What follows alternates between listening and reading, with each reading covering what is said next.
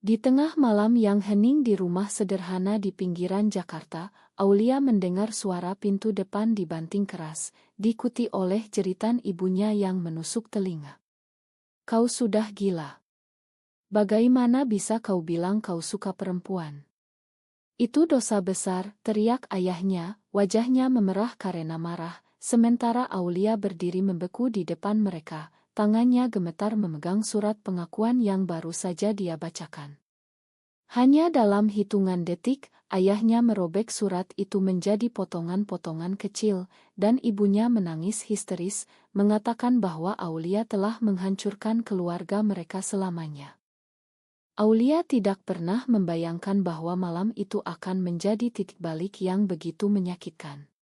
Sejak kecil, dia sudah merasakan perbedaan dalam dirinya, tapi dia menyimpannya rapat-rapat, takut akan reaksi keluarganya yang konservatif. Ayahnya, seorang pegawai negeri sipil di Kementerian Agama, selalu menekankan nilai-nilai tradisional Islam yang ketat, sementara ibunya, seorang guru sekolah dasar, lebih sibuk mengurus adik perempuannya, Rina, yang dianggap sebagai anak emas keluarga. Rina, berusia 18 tahun, baru saja lulus SMA dengan nilai sempurna dan diterima di universitas negeri terbaik di Bandung. Orang tua mereka bangga sekali, bahkan rela menjual tanah warisan untuk membiayai kuliah Rina. "Rina adalah harapan keluarga kita," kata ayah seringkali, sambil memandang Aulia dengan tatapan yang menyiratkan kekecewaan. Aulia, yang berusia 22 tahun, sedang menempuh semester akhir di universitas swasta di Jakarta, tapi dia harus bekerja paruh waktu sebagai barista untuk membayar kuliahnya sendiri. Tidak ada bantuan dari orang tua, karena mereka selalu bilang, "Kau sudah dewasa, harus mandiri." Tapi malam itu ketika Aulia akhirnya memberanikan diri untuk coming out sebagai lesbian, segalanya berubah menjadi mimpi buruk. Ayahnya langsung mengusir Aulia dari rumah, mengatakan bahwa dia tidak lagi dianggap sebagai anak mereka. "Pergi saja. Jangan pernah kembali jika kau tidak berubah," katanya dengan suara gemetar karena amarah. Ibu Aulia hanya menangis, tidak berusaha membela putrinya. Rina, yang menyaksikan semuanya dari balik pintu kamar, memandang Aulia dengan tatapan campur aduk antara kasihan dan jijik. Aulia merasa hatinya hancur berkeping-keping. Dia sudah mempersiapkan diri untuk reaksi buruk, tapi tidak seburuk ini. Dengan tas ransel yang berisi pakaian seadanya, Aulia keluar rumah di bawah hujan deras yang tiba-tiba mengguyur Jakarta. Dia berjalan tanpa tujuan, air mata bercampur dengan air hujan di wajahnya. Pikirannya melayang ke Sinta, pacarnya yang sudah dia kenal sejak kuliah. Sinta adalah satu-satunya orang yang tahu rahasia Aulia dan selalu mendukungnya. "Kita akan hadapi ini bersama," kata Sinta saat Aulia meneleponnya malam itu, suaranya penuh kekhawatiran. Aulia tiba di apartemen kecil Sinta di kawasan Kemang, basah kuyup dan lelah. Sinta memeluknya erat, membiarkan Aulia menangis di bahunya. "Aku di sini, sayang. Kita akan cari jalan keluar," bisik Sinta lembut. Keesokan harinya, Aulia bangun dengan kepala pusing. Dia melihat ponselnya penuh pesan dari Rina. "Kak, Maya. Aku nggak tahu harus bilang apa. Tapi orang tua marah banget." Aulia tidak membalas. Dia merasa dikhianati oleh keluarganya sendiri. Sinta, yang bekerja sebagai desainer Grace Relance, menawarkan Aulia tinggal sementara di apartemennya. "Kau bisa fokus kuliah dulu. Aku akan bantu sebisaku," kata Sinta. Aulia mengangguk, tapi dalam hati dia merasa beban berat. Dia harus menyelesaikan tesisnya tentang hak-hak di Indonesia, topik yang sekarang terasa sangat personal. Di kampus, Aulia bertemu dengan teman-temannya yang tergabung dalam komunitas LGBTQ. Mereka mendengar cerita Aulia dan memberikan dukungan moral. "Kau nggak sendirian, Lia. Banyak yang seperti kita," kata seorang teman. Tapi dukungan itu tidak cukup untuk menghilangkan rasa sakit. Aulia mulai mempertanyakan pilihan hidupnya. Apakah dia salah karena mencintai Sinta? Apakah dia harus mengorbankan cintanya demi keluarga? Pertanyaan-pertanyaan itu menghantui tidurnya setiap malam. Sementara itu, di rumah, orang tua Aulia berusaha melupakan kejadian itu. Mereka fokus pada Rina yang akan segera berangkat ke Bandung. "Rina, kau harus sukses. Jangan seperti kakakmu," kata ayah dengan nada tegas. Rina mengangguk, tapi diam-diam dia merasa bersalah. Dia tahu Aulia selalu bekerja keras, tapi orang tua lebih menyayangi dirinya karena dia normal. Rina pernah melihat Aulia dan Sinta bersama, dan dia tidak membencinya, tapi dia takut jika mengakui itu, dia akan kehilangan kasih sayang orang tua. Konflik batin Rina mulai tumbuh. Dia ingin menghubungi Aulia, tapi takut dimarahi. Di sisi lain, Aulia mulai mencari beasiswa untuk melanjutkan studinya ke luar negeri, mimpi yang selama ini dia pendam. "Mungkin ini saatnya aku pergi jauh," pikir Aulia. Dia mengajukan aplikasi ke beberapa universitas di Amerika, termasuk satu yang menawarkan beasiswa penuh senilai $100.000. Tapi prosesnya panjang dan melelahkan, apalagi tanpa dukungan keluarga. Sinta selalu ada di sisinya, membantu mengedit esai dan memberikan semangat. Hubungan mereka semakin kuat di tengah badai ini, tapi Aulia tahu ada harga yang harus dibayar. Setiap hari, dia merasa seperti berjuang sendirian melawan dunia yang penuh prasangka. Di kantor ayah Aulia, rekan kerjanya mulai bergosip tentang anaknya yang menyimpang. Ayah merasa malu, dan itu memengaruhi pekerjaannya. Dia mulai minum lebih sering, sementara ibu Aulia jatuh sakit karena stres. Keluarga mereka yang dulu harmonis sekarang retak. Aulia dari jauh mendengar kabar itu dari Rina yang akhirnya menelepon. "Kak, ibu sakit.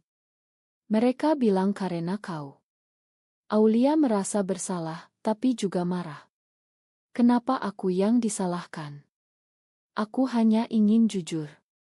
Percakapan itu berakhir dengan pertengkaran kecil, dan Aulia semakin yakin bahwa dia harus mandiri.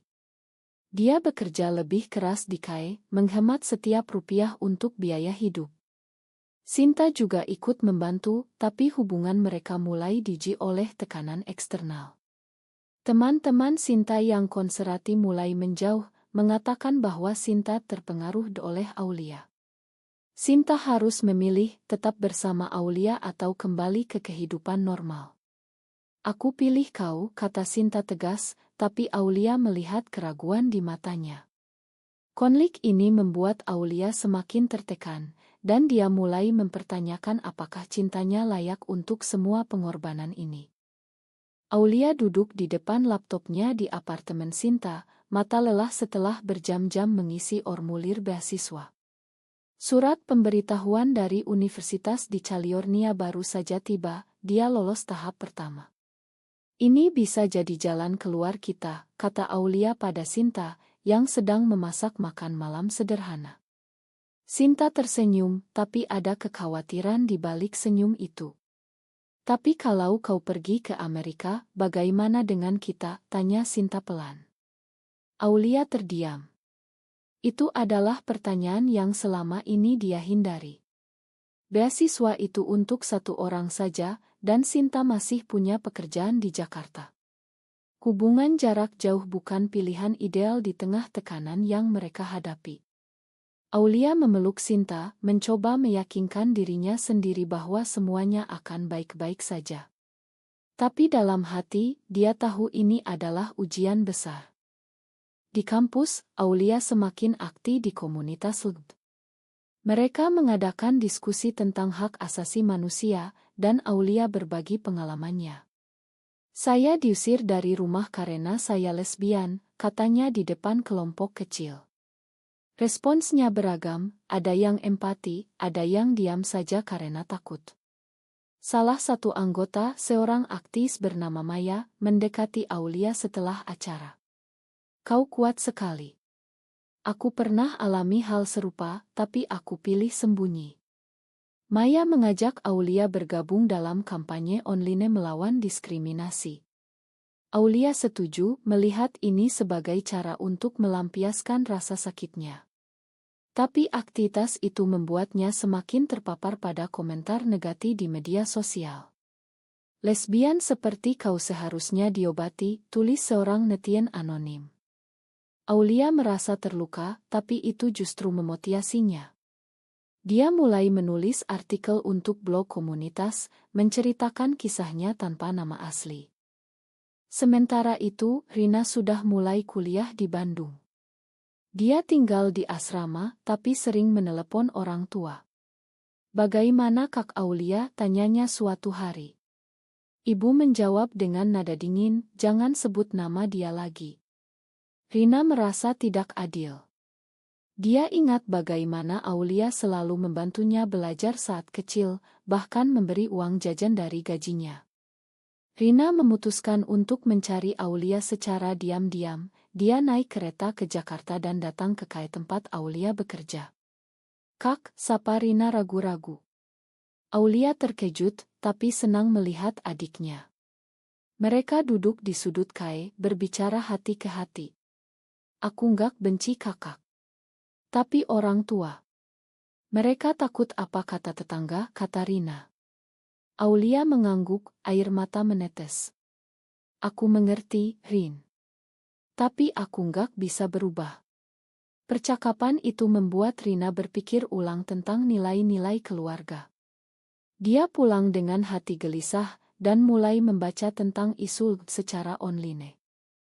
Ayah Aulia di kantor semakin tertekan. Rekan kerjanya yang tahu cerita mulai menjauh dan atasan memperingatkannya agar tidak membawa masalah pribadi ke tempat kerja. Dia pulang dengan marah, menyalahkan Aulia atas segalanya. Karena dia, hidup kita hancur, katanya pada ibu. Ibu, yang sudah mulai pulih dari sakit, diam saja. Tapi malam itu, dia menelepon Aulia secara rahasia. Lia, ibu kangen. Tapi ayah. Dia masih marah. Aulia menangis mendengar suara ibunya. Bu, aku juga kangen. Tapi aku nggak bisa bohong lagi. Telepon itu berakhir dengan janji untuk bertemu diam-diam. Aulia merasa ada harapan kecil, tapi Sinta memperingatkannya. Jangan terlalu berharap. Mereka mungkin cuma ingin mengubahmu. Aulia tahu itu benar, tapi dia tidak bisa menolak. Mereka bertemu di taman kota, ibu memeluk Aulia erat. Kembalilah, nak. Kita bisa cari pengobatan. Kata-kata itu seperti pisau menusuk hati Aulia. Dia menolak dengan halus, tapi pertemuan itu membuatnya semakin bingung. Apakah dia egois karena bertahan dengan pilihan hidupnya? Sinta mulai merasakan tekanan dari keluarganya sendiri. Ibunya, yang tinggal di Surabaya, mendengar gosip dan menelepon. Sinta, apa benar kau dekat dengan perempuan seperti itu? Hentikan sebelum terlambat. Sinta marah, tapi juga takut. Dia tidak ingin kehilangan keluarga seperti Aulia. Malam itu, dia bertengkar dengan Aulia. Aku capek, Lia. Semua ini terlalu berat. Aulia memohon maaf, tapi keretakan mulai terlihat. Mereka memutuskan untuk istirahat sejenak, tapi itu justru membuat Aulia semakin kesepian. Dia fokus pada aplikasi beasiswanya, menulis esai tentang perjuangannya sebagai minoritas seksual di Indonesia. Saya ingin belajar hukum untuk memperjuangkan hak kami, tulisnya. Proses wawancara online berjalan lancar, dan Aulia merasa optimis. Tapi kemudian, Rina menelepon lagi. Kak, aku baca artikelmu di blog. Aku dukung kakak. Kata-kata itu menghangatkan hati Aulia, tapi juga membuatnya khawatir. Jika orang tua tahu, Rina bisa kena imbas. Rina berjanji untuk diam, tapi dia mulai berdebat dengan orang tua tentang isu toleransi. "Kenapa kita harus benci orang yang berbeda?" tanyanya suatu hari. Ayah marah, "Jangan ikut-ikutan kakakmu." Rina mundur, tapi benih perubahan sudah ditanam. Aulia mendapat kabar bahwa dia masuk inalis beasiswa. Ini adalah kesempatan emas, tapi juga berarti dia harus meninggalkan semuanya. Sinta setelah istirahat singkat kembali ke sisi Aulia. "Aku nggak bisa tanpamu. Kita hadapi bersama." Mereka saling memakan, tapi tekanan sosial semakin besar. Di komunitas, Aulia mendengar cerita teman yang dipecat dari kerja karena orientasi seksualnya. Itu membuatnya takut untuk masa depannya di Indonesia. Mungkin pergi adalah pilihan terbaik, pikir Aulia. Tapi itu berarti mengorbankan hubungannya dengan Sinta dan mungkin Rina. Keputusan itu menyiksa batinnya setiap hari. Wawancara inal beasiswa dilakukan Ideocal dengan dekan universitas di California. Aulia tampil percaya diri, menceritakan perjuangannya dengan detail.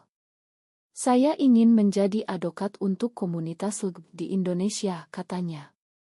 Dekan terkesan, dan seminggu kemudian, email pemberitahuan tiba, Aulia mendapat beasiswa penuh senilai $100.000. Dia berteriak kegirangan, memeluk Sinta erat.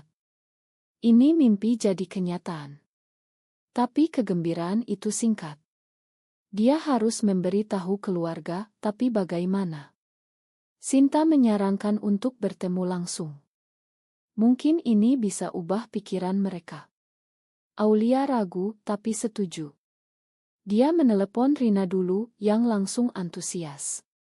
"Kak, aku bangga. Aku akan bantu bicara sama orang tua." Rina menjadi jembatan, meyakinkan orang tua untuk bertemu. Pertemuan diadakan di rumah keluarga, suasana tegang. Ayah duduk dengan wajah keras, ibu terlihat lelah. Rina di samping mereka, memberikan dukungan diam-diam pada Aulia. "Saya dapat beasiswa ke Amerika," kata Aulia langsung. Semua terdiam. Ayah tertawa sinis. "Beasiswa? Untuk apa? Kau tetap saja anak yang menyimpang." Ibu menangis, "Kenapa kau nggak berubah dulu, nak?" Aulia merasa sakit hati, tapi dia bertahan. "Ini prestasi saya, meski tanpa bantuan kalian. Kalian biayai Rina, tapi ejek saya karena saya lesbian." Kata-kata itu memicu ledakan. Ayah berdiri, "Kau nggak pantas dapat itu. Kau bawa malu keluarga." Rina ikut campur, "Ayah, Kak Aulia berhak bahagia. Kenapa kita nggak dukung?" Ayah marah pada Rina, "Kau juga ikut-ikutan." Pertengkaran semakin panas, dan Aulia pergi dengan air mata. Kembali ke apartemen, Sinta menghibur Aulia.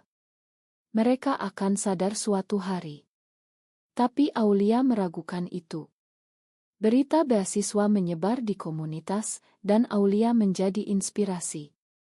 Tapi itu juga membawa musuh. Seorang kerabat jauh menelepon ayah, mengatakan bahwa Aulia membahayakan nama keluarga. Ayah memutuskan untuk bertindak. Dia menghubungi universitas, berusaha membatalkan beasiswa dengan alasan masalah moral. Aulia tahu dari email universitas yang meminta klarifikasi. Dia syok. Bagaimana ayah bisa begitu? Sinta marah, ini pengkhianatan. Aulia harus menulis surat penjelasan, menceritakan diskriminasi yang dia alami. Universitas memahami dan mempertahankan beasiswanya, tapi insiden itu membuat Aulia semakin jauh dari keluarga. Rina merasa bersalah, datang ke Jakarta lagi. "Kak, aku minta maaf. Aku coba bicara, tapi ayah keras kepala." Aulia memakan, tapi hubungan mereka tegang. Rina mulai bergabung dengan kelompok toleransi di kampusnya, belajar tentang isu sosial. Itu membuatnya bertengkar dengan orang tua. "Aku nggak mau seperti kalian, penuh prasangka," kata Rina suatu hari. Ibu sakit lagi karena stres, dan ayah menyalahkan Aulia. Semua karena dia. Keluarga semakin retak. Sinta juga menghadapi masalah, pekerjaannya terancam karena klien konserati tahu tentang hubungannya. Aku mungkin harus pindah kerja, kata Sinta. Aulia merasa bersalah, maafkan aku, Sin. Tapi Sinta tegas, ini pilihan kita. Aulia mempersiapkan keberangkatan ke Amerika. Packing barang, mengurus Isa. Tapi hati berat. Dia bertemu ibu lagi secara rahasia. Bu, aku pergi. Tolong makan aku. Ibu menangis, kembalilah sebagai anak yang baik. Aulia pergi dengan hati hancur. Di bandara, Sinta mengantar. Aku akan tunggu kau. Mereka berciuman perpisahan, tapi Aulia tahu ini mungkin akhir. Pesawat lepas landas, meninggalkan Indonesia di belakang. Di Amerika, Aulia mulai kuliah, tapi kesepian melanda. Dia menelepon Sinta setiap hari, tapi jarak membuat hubungan retak. Sinta mulai ragu, aku nggak tahan, Lia. Aulia merasa ditinggalkan lagi. Di kampus baru di California, Aulia beradaptasi dengan cepat. Kelas-kelas tentang hukum hak asasi manusia membuatnya bersemangat. Tapi malam-malamnya penuh mimpi buruk tentang keluarga.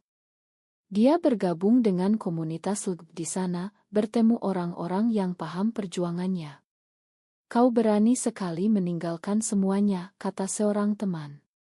Aulia tersenyum, tapi dalam hati dia bayar mahal, kehilangan keluarga dan mungkin Sinta. Panggilan Ideo dengan Sinta semakin jarang, alasan pekerjaan. Aulia curiga ada yang lain. Sin, apa kau masih cinta aku? Tanyanya suatu hari. Sinta diam, lalu mengaku, aku bertemu seseorang di sini. Lia. Jarak terlalu sulit. Aulia hancur, menangis semalaman. Pengkhianatan itu seperti pukulan terakhir. Kembali ke Indonesia, Rina semakin okal tentang hak LGBT. Dia ikut demo kecil di Bandung, memposting di media sosial. Orang tua tahu dan marah besar. Kau mau seperti kakakmu. Kami biayai kuliahmu untuk apa, kata ayah. Rina balas, untuk jadi manusia yang lebih baik. Ayah mengancam memotong biaya kuliah. Rina harus memilih, diam atau kehilangan dukungan. Dia memilih diam, tapi hatinya memberontak. Dia menelepon Aulia, menceritakan semuanya. Kak, aku paham sekarang betapa sulitnya. Aulia menghibur, jangan korbankan masa depanmu, Rin. Tapi Rina sudah berubah. Dia mulai bekerja paruh waktu untuk mandiri. Ayah jatuh sakit karena stres. Dokter bilang tekanan darah tinggi. Ibu menelepon Aulia, ayah sakit. Kembalilah. Aulia ragu, tapi akhirnya pulang ke Indonesia untuk liburan singkat. Di rumah sakit, ayah memandangnya dengan mata lelah. Kenapa kau kembali? Tanyanya lemah. Aulia jawab, karena aku masih anakmu. Percakapan panjang terjadi. Ayah mengaku takut akan masyarakat, di Indonesia, ini tabu. Aulia jelaskan, tapi cinta bukan dosa. Ayah tidak setuju sepenuhnya, tapi ada sedikit pemahaman. Aku salah ejek kau, katanya pelan. Ibu memeluk Aulia, kami rindu. Rina datang dan keluarga berkumpul untuk pertama kalinya. Tapi ketegangan masih ada. Ayah bilang kau boleh tinggal, tapi jangan bawa gaya hidupmu. Aulia menolak, aku nggak bisa sembunyi lagi. Dia pergi lagi ke Amerika, tapi dengan harapan kecil. Sinta menelepon Aulia, minta maaf. Aku salah. Aku masih cinta kau. Aulia ragu, kau sudah lukai aku. Mereka putus secara resmi, tapi Aulia merasa bebas. Dia fokus pada studinya, menjadi aktivis. Di Indonesia, Rina lulus dengan baik, tapi menolak pekerjaan yang ditawarkan ayah. Aku mau kerja di Ngo untuk hak manusia. Orang tua kecewa, tapi mulai menerima. Ayah, setelah sembuh, membaca buku tentang toleransi. Perubahan lambat, tapi nyata. Aulia kembali untuk wisuda Rina, dan keluarga bertemu lagi. Ayah memeluknya, aku bangga dengan beasiswamu. Itu momen emosional, tapi Aulia tahu perjuangan belum selesai. Aulia kembali ke Amerika dengan hati lebih ringan. Dia menyelesaikan studinya dengan predikat cum laude, menjadi pengacara hak asasi. Kembali ke Indonesia, dia buka Irma kecil di Jakarta, membantu korban diskriminasi. Keluarganya sekarang lebih menerima, meski tidak sepenuhnya. Ayah sesekali bertanya tentang hidupnya, ibu mengirim makanan. Rina bekerja bersamanya di Ngo menjadi sekutu kuat. Sinta. Mereka berteman lagi, tapi cinta sudah berlalu. Aulia bertemu orang baru, tapi fokus pada karir. Hidupnya penuh pengorbanan, tapi juga pencapaian. Dia sering memikirkan harga yang dibayar, kehilangan rumah, cinta, tapi dapatkan kebebasan. Apakah benar bahwa pengorbanan untuk identitas diri selalu sepadan dengan rasa sakit yang ditimbulkannya?